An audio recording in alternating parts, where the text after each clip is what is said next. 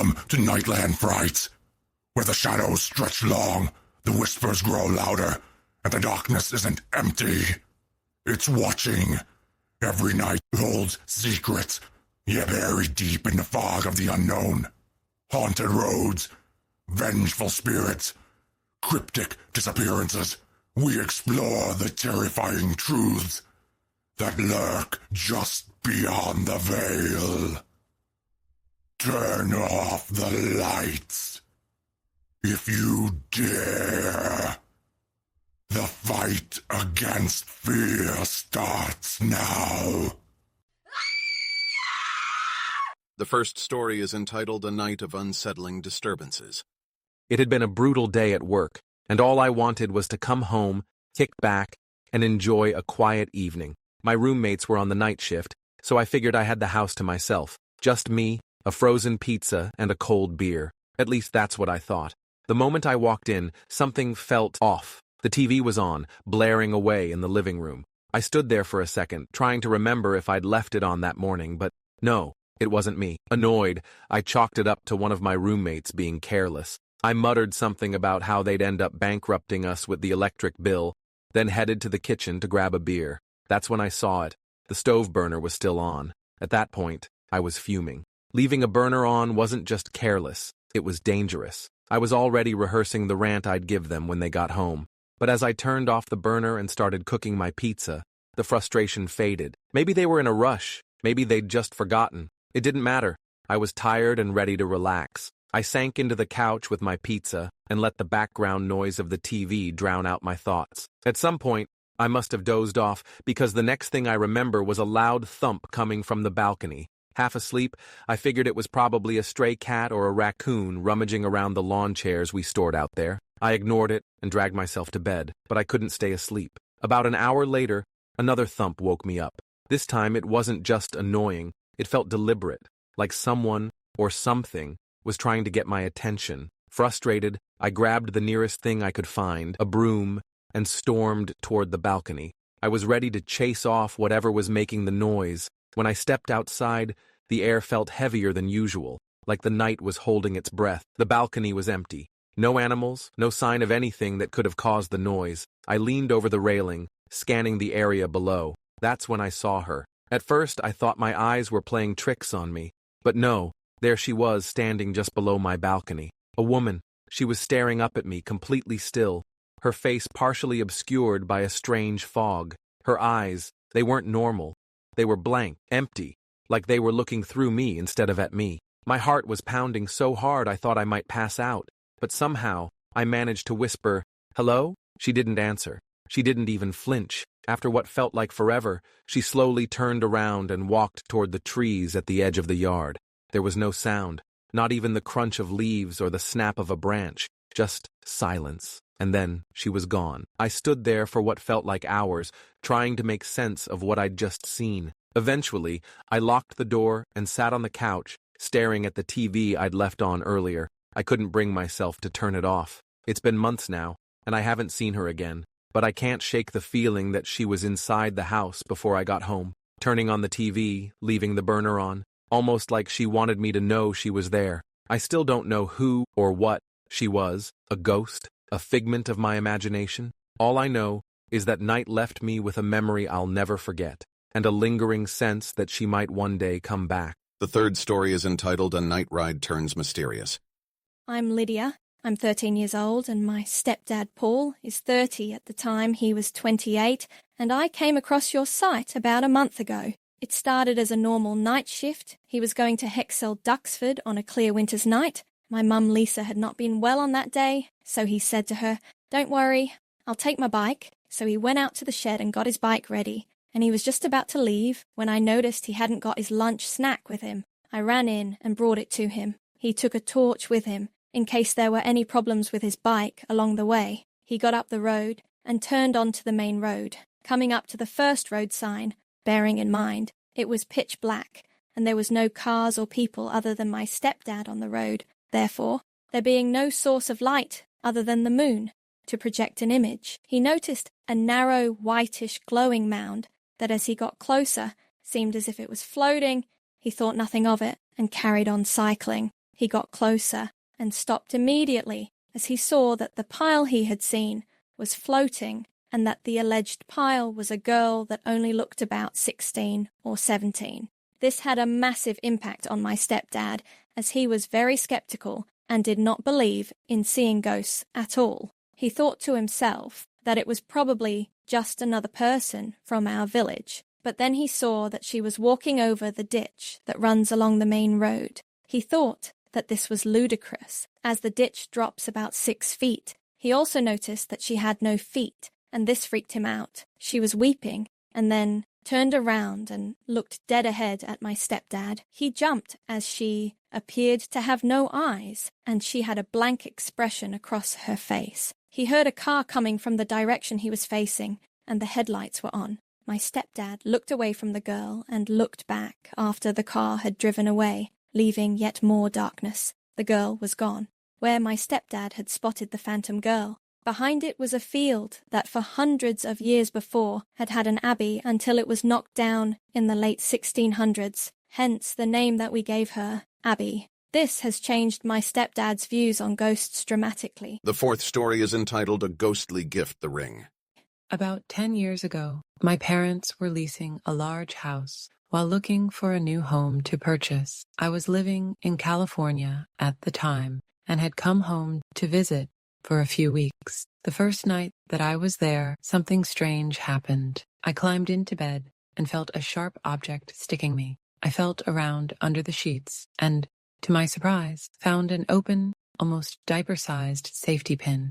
I closed it and put it on the nightstand. I forgot about it and went about my business the next day. The next evening, however, I found the safety pin, now open again, hidden beneath the covers in my bed. Knowing quite well that no one in my family was a prankster, I was very perplexed. The next morning, I went into the kitchen and asked, "Okay, who's putting the pin in my bed?" Everyone just looked at each other and said they didn't know what I was talking about.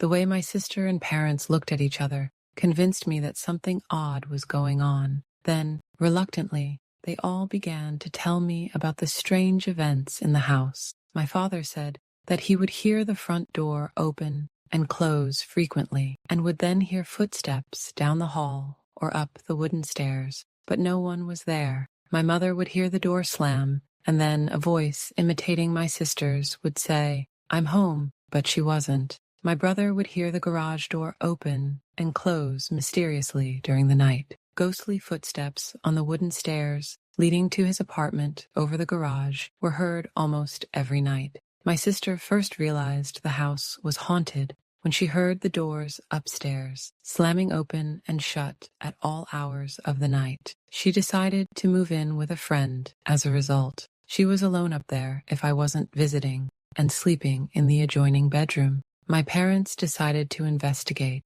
and started with having the neighbors over for dinner. The attorney and his wife confirmed that there had been a problem with the previous owners and their children. According to the dinner guests, the two small girls refused to stay upstairs in their bedrooms and were terrified of even going up there. Meanwhile, my brother discovered that the house was built on an old family cemetery. My parents finally had all they could take and decided to move when they observed objects moving by themselves, and the ghostly voices became more frequent. As they were getting ready to leave, my father noticed a ring hanging on a nail right beside the door leading in from the garage. The ring had not been there just a few minutes beforehand. It had a black star sapphire with diamonds in the shape of a crescent. He swears that it was left there by the ghost. My husband now wears the ghost ring. We had it appraised. It was made at the turn of the century from 18 or 20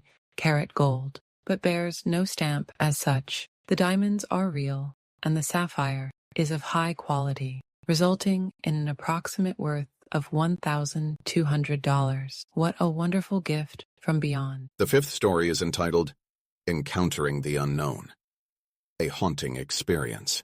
About 10 years ago, I saw the scariest thing that I've witnessed in a long time. I live in Seattle, Washington. I was 26 years old, and I saw a black mass with two glowing red eyes in my backyard. Was it Mothman? Here is my story that I wrote within an hour of the experience. I was talking on the phone with my fiancé when I looked up to see, about 25 feet away, 2 large basketball-sized eyes, shrouded in a black mass, about 6 or 7 feet tall. The deepness of the red was haunting, and I'm still shaking right now. When I initially saw it, it looked like 2 hovering red flashlights looking down at something on the ground. Then, as I stood up, it looked right up at me. The 2 beams of red sat right next to each other like a pair of eyes looking directly at me through the kitchen window. I had about 3 seconds to look at it before it slid to the left about 8 feet and vanished. I let out my 2 dogs, but they didn't react to anything. They just went to the bathroom. The feeling that I got in my chest, and still have, is that of total discomfort. I honestly feel nauseous. I'm not sure what to believe right now. Looking into the eyes was like looking into a fire. I'm not even sure what to do at this point. I honestly feel like I saw something that I wasn't supposed to. As I stared out into the darkness, I felt uneasy. I went into the living room to see if maybe it was a passing car from the front window,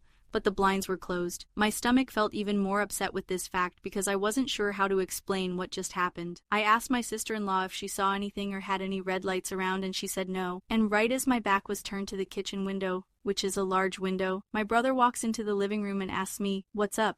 curiously. Then he says, "What was that?" He described something red in the backyard like a strobe light. This made me even more paranoid because whatever it was, it came back for a second visit, and how could he know what I'd just seen? It also seemed like a blackness to it that seemed darker than the surrounding night. I feel crazy. I felt like gouging my eyes out after I saw it. Has anyone else seen anything like this? The last 3 stories are from guests on Nightland Frights podcast Ghosts and Us and Spirit Experience.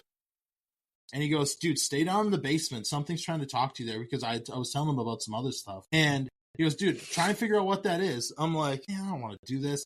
Well, I have a portal box going, and it's what that is. It's just like a modified speaker, and you hook it up to a spirit box, and it's supposed to filter out that white noise that's generated. It almost sounds like someone is talking in a toilet. It echoes. Yeah, it sounds kind of like a watery effect. You can take the reverb off, but it sounds better with the reverb, which whatever. But I'm sitting in there, and all of a sudden, I'm not getting voices. I'm getting like shouts of like, "Rah!" Yeah, it's freaking screaming. me out. It's freaking me out. And on camera, I had it pointed in this little room in this basement where I'm doing this, and I got scared. A shadow figure is poking out from the wall, and then right back, and like goes back, like it pokes out from the wall. You can make out like an arm and a head. It goes out and then back into the wall. But what's weird is that it's from the wall. It's not from the room itself, because the wall is solid to the staircase that's right outside of the room. Yeah, because we've been there and done that. I'll be going to bed, and he would say, like I said, it was so small, it was like a studio. He would say he saw something fall into bed with me, and when he finally saw what it was, he had opened up our front door, and that's when that thing stood right in front of it. And he froze in horror. I never saw Mike so scared in his life. I call him Michael. So scared in his life. I mean, he was frozen. I literally had to go over to him and like shake him and like have him focus on me, because the way he described his vision was what he saw. I wasn't fortunate. Unfortunate. I wasn't. I'm going to say fortunate. Or unfortunate. Whatever he described, I'm glad I didn't see it. Yes. But I did get some sense of smell around Mike, around the house when it did come forward. But what he saw, I mean, it frightened him to the core. He actually had to have his mom, I thank her every time, but his mom showed up to him and told him to get up. You have to get up and fight this thing. I believe what I saw was an actual demon, and you don't want to see one. The best way I can describe it, are you familiar with what a golem is? Yes. Yes. It was a gold golem looking thing. And it was just sparkly in the eyes, it wasn't red or anything. It was just kind of like electric. That's the way to describe it. And when I saw this thing, I literally just shut down because it just got me to my core. That's terrifying. It was very terrifying. It was, so, it was all this stuff that happened and us actually dealing. Kurtz was pretty scary, yeah. He was like, he saw like this figure with like a broken back crawling or something, but it was like kind of him in an older sense. And yeah, my friend Kurt, we had him on the show in the earlier episodes, and he was telling us about how he had moved into an apartment in Manitowoc, and he had experienced this weird, like, figure come out of his bathroom. It was where he could explain it. It was like flannel button down, and it had really long hair covering its face, and its back was broken. Yeah, it was like crawling with like a weird like shape crawling out of his bathroom, and he got pretty freaked out by it. And he hadn't owned it at the time, but a while, like a couple years or so later, months, whatever it was, he found the flannel shirt, not even thinking about it, and bought it. Yeah. And now he has it. So he's wondering if he was seeing like a really demented like version of himself. Yeah. That one really stuck to me. I really like that one. Tony's whole episode with us was insane. Tony's life is scary. She got whipped around. Like, we had a guest on, the one that experienced the sleep paralysis with the scissors. She owns this house, and she got like supposedly got whipped around the room, like attacked, like thrown. Attacked. She was thrown into like objects in her room and stuff.